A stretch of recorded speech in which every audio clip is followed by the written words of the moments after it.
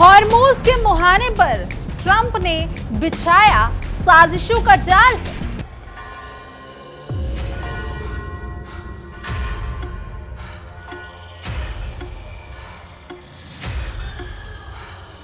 मगर रूस चीन के वीटो ने किया वॉशिंगटन का बुरा हाल है।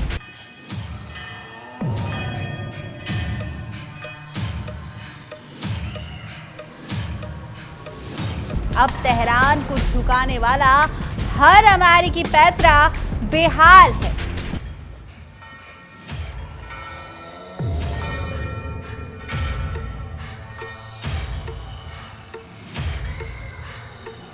हॉर्मूज की उफनती लहरों पर ट्रंप प्रशासन की हालत आज खिसियानी बिल्ली खंबा नोचे जैसी हो गई है। पिछले महीने रूस और चीन से करारी शिकस्त मिलने के बाद अमेरिका अब बगल में छुरी और मुंह में राम वाली कूटनीति पर उतर आया है। दिखावे के लिए समुद्री रक्षा का राग अलाप रहा है, लेकिन नीयत ईरान के रक्षात्मक सुरंगों का भेद पाकर उसे चक्रव्यूह में फंसाने की है।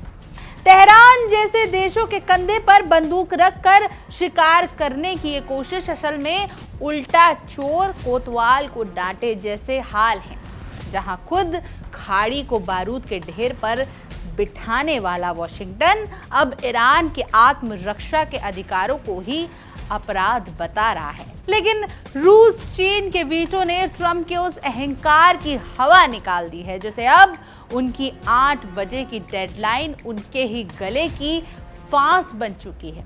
अब दुनिया समझ चुकी है कि घर का जोगी जोगड़ा आन गांव का सिद्ध, यानी अमेरिका अपने लिए भले ही शेर हो, पर हॉर्मूज में अब उसकी दाल गलने वाली नहीं है।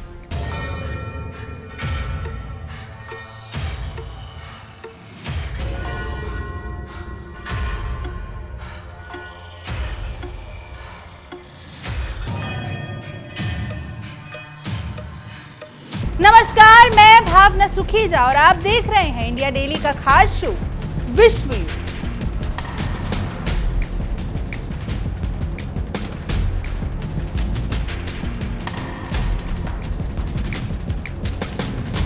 हॉर्मूज जलडमरू मध्य यानी स्ट्रेट ऑफ हॉर्मूज की लहरों पर एक बार फिर साम्राज्यवादी महत्वाकांक्षाओं के काले बादल मंडराने लगे हैं और इस बार कूटनीति के बंद कमरों में जो बिसात बिछी है वो तेहरान की संप्रभुता को कुचलने की एक और अमेरिकी साजिश है, जिसे पश्चिमी ताकतें समुद्री सुरक्षा का खूबसूरत नाम दे रही हैं। वो असल में डोनाल्ड ट्रंप प्रशासन की उस बौखलाहट का नतीजा है, जिसे पिछले महीने रूस और चीन ने अपने वीटो के ब्रह्मास्त्र से धूल चटा दी है।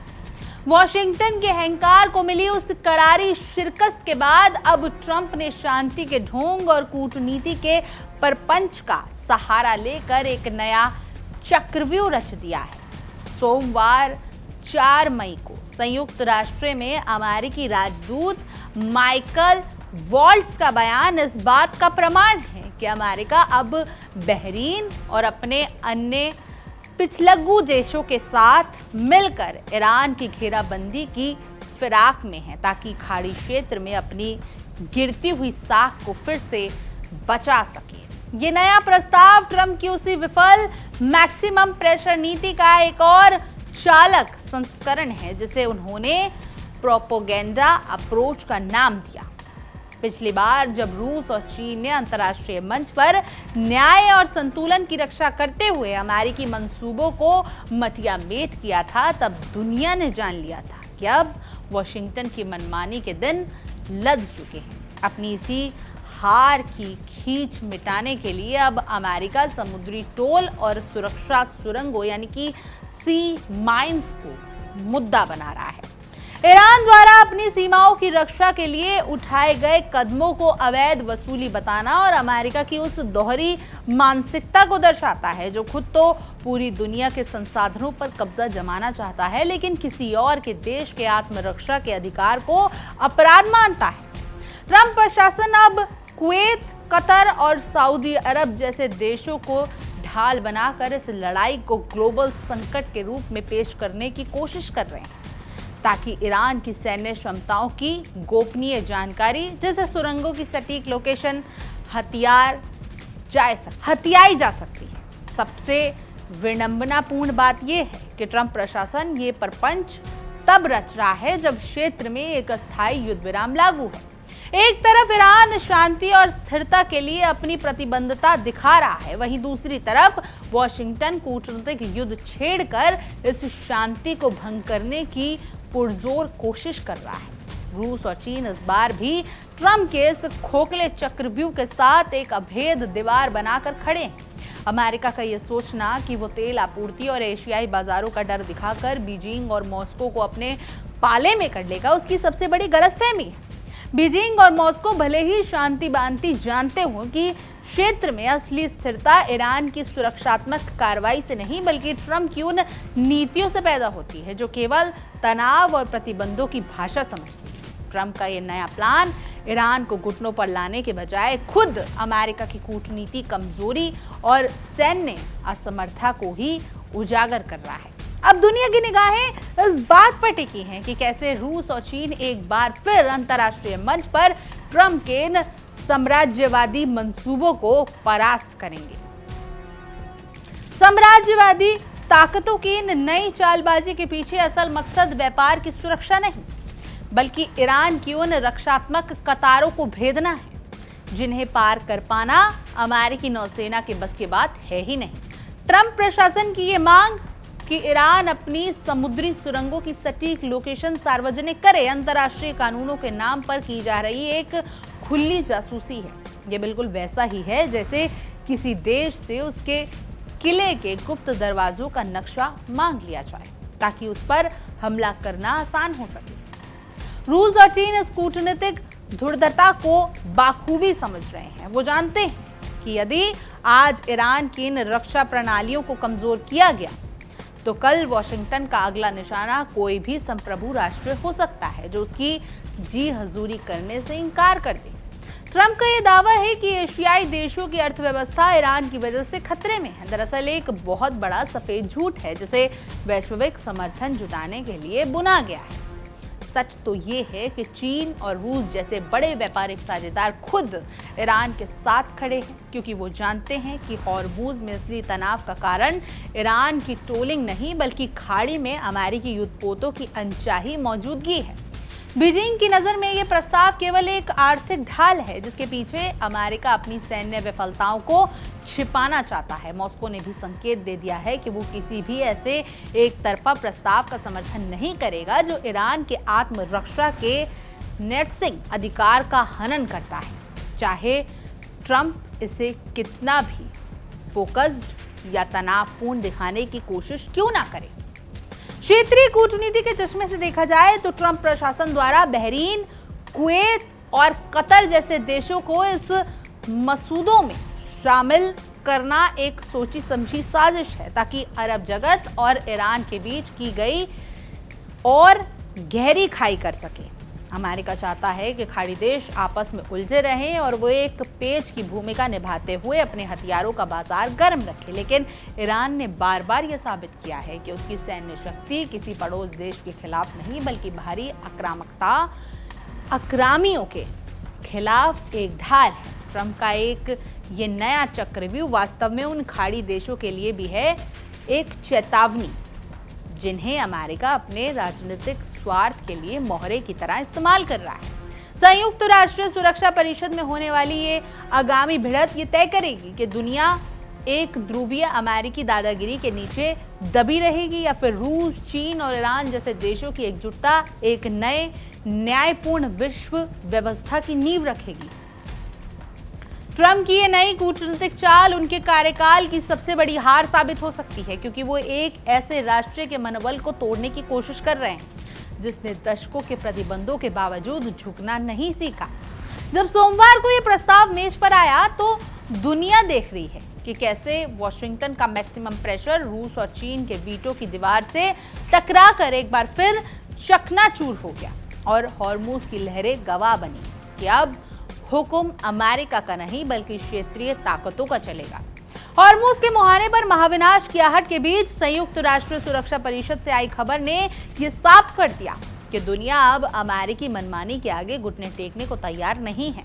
राष्ट्रपति ट्रंप ने अपनी सनक में जिस सभ्यता मिटा देंगे कि गीदड़ भपकी दी थी, उसे रूस और चीन ने अपनी वीटो के एक ही वार से कागज की किस्ती की तरह डुबो कर रख दिया। मंगलवार की रात जब न्यूयॉर्क में वोटिंग हुई तो वॉशिंगटन को उम्मीद थी कि वो बहरीन के कंधे पर बंदूक रखकर ईरान की घेराबंदी करने का कानूनी अधिकार हासिल कर लेगा, लेकिन रूस और चीन ने न केवल इस प्रस्ताव को खारिज किया बल्कि ये भी स्पष्ट कर दिया कि किसी भी संप्रभु राष्ट्र के खिलाफ बल प्रयोग की इजाजत अंतर्राष्ट्रीय मंच पर नहीं दी जाएगी। ट्रंप की 8 बजे की समय सीमा अब उनके अपने ही गले की फांस बनती नजर आ रही है, क्योंकि बिना यूएनएससी के जानदेश के कोई भी सैन्य कदम अमेरिका को वैश्विक स्तर पर एक युद्ध अपराधी के रूप में खड़ा कर देगा।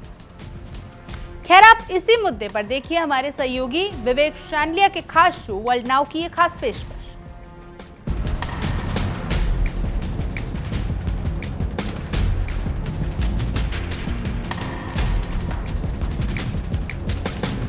मिडल ईस्ट में डोनाल्ड ट्रंप की हालत पर 2 लाइनें कहना चाहता हूं। ना खुदा मिला ना विसाले सनम, राय उलझन में फंस गए कदम। ईरान की जंग में इस तरह उलझे कि डोनाल्ड ट्रंप पड़ गए बहुत ज्यादा नरम। यानी मिस्टर डोनाल्ड ट्रंप के तेवर इस तरह से नरम पड़ गए कि वह शांति के मसीहा बनते जा रहे हैं, मानवता के दूत बन रहे हैं। ट्रंप दुनिया को राहत देना चाहते हैं। मुझे तो पहली बार इस खबर पर यकीन ही नहीं हुआ। क्या वाकई ऐसा है? क्या मैं कुछ गलत तो नहीं सुन रहा हूं? क्या मैं सपना तो नहीं देख रहा हूं? पहले मैं आपको खबर बताता हूं। मैं इस बात से आश्वस्त हूं कि आपको भी यकीन नहीं होगा, लेकिन उस खबर की पोल पट्टी भी खोलेंगे, इसलिए कहीं मत जाइएगा।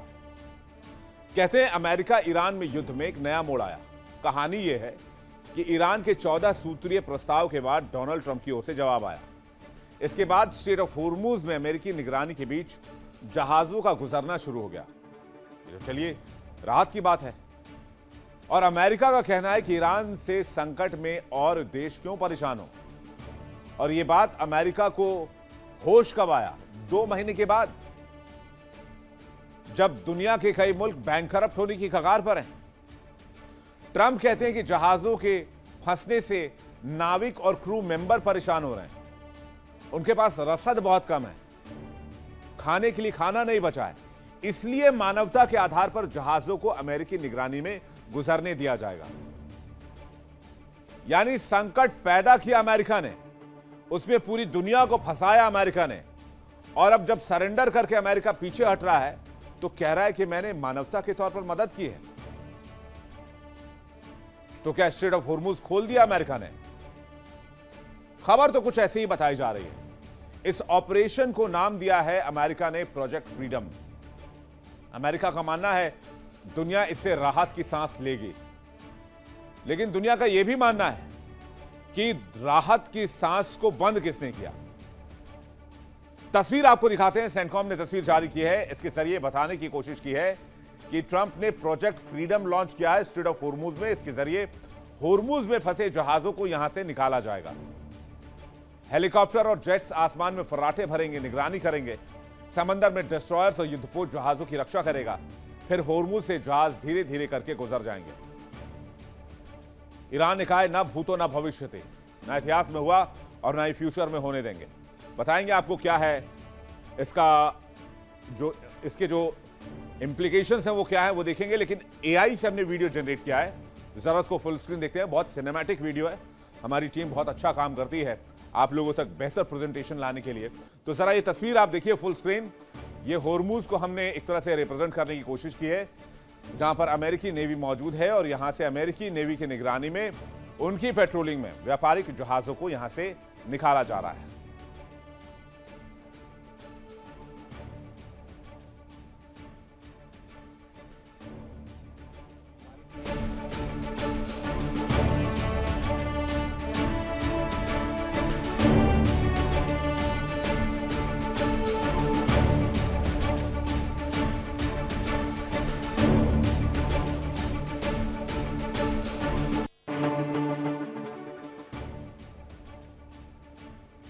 तो इस अभियान की शुरुआत डोनाल्ड ट्रंप ने की। इसके साथ ही डोनाल्ड ट्रंप ने चेतावनी दी कि ईरान अगर इसमें टांग अड़ाता है तो ईरान से सख्ती से निपटा जाएगा।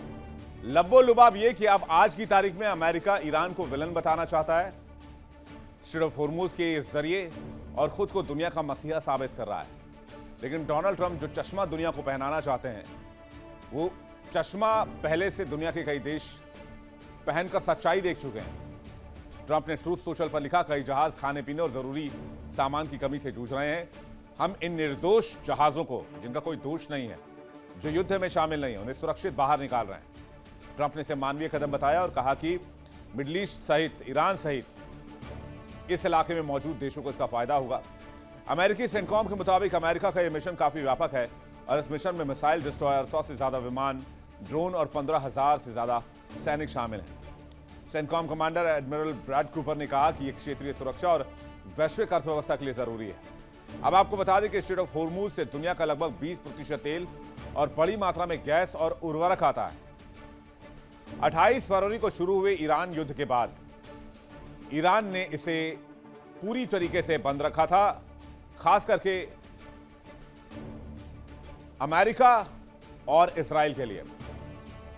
चलिए ग्राफिक्स के जरिए आपको बताते हैं ऑपरेशन प्रोजेक्ट फ्रीडम क्या है। ऑपरेशन प्रोजेक्ट फ्रीडम अमेरिका ने शुरू किया है।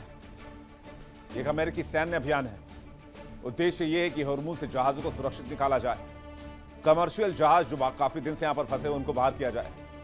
अमेरिका ने इसके लिए बाकायदा सैनिकों की तैनाती की है, डिस्ट्रॉयर्स तैनात किए हैं, 100 से अधिक जहाज तैनात किए हैं। अमेरिकी नौसेना का दावा यह है कि जो जहाज यहां फंसे हुए हैं उसे अमेरिकी नौसेना यहां से बाहर निकालेगी। बारूदी सुरंगों से भी जहाजों की रक्षा की जाएगी। हॉर्मूज से निकालकर जहाजों को ओमान सागर तक लाया जाएगा, गल्फ ऑफ ओमान तक।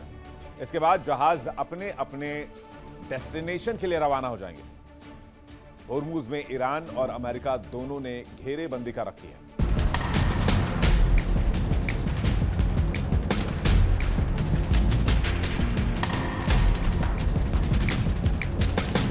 ये पूरी कवायद असल में अमेरिका की उस खोखली कूटनीति का प्रदर्शन थी, जहां वो शांति के नाम पर जंग का रास्ता साफ करना चाहता था।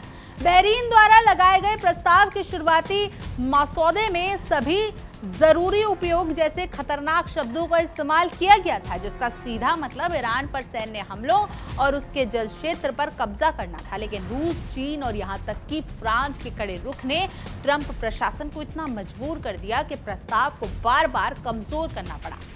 आक्रामक कार्रवाई को बदलकर रक्षात्मक उपाय किया गया और प्रभाव क्षेत्र को भी समेटकर केवल हॉर्मूज तक सीमित कर दिया गया। लेकिन इसके बावजूद रूस और चीन ने इसे ईरान की घेराबंदी का एक सूक्ष्म हथियार मानकर वीटो कर दिया। ये ट्रंप की उस अहंकारपूर्ण राजनीति की हार है जो मानती है कि अल्टीमेटम और धमकियों से वैश्विक शक्तियों को झुकाया नहीं जा सकता।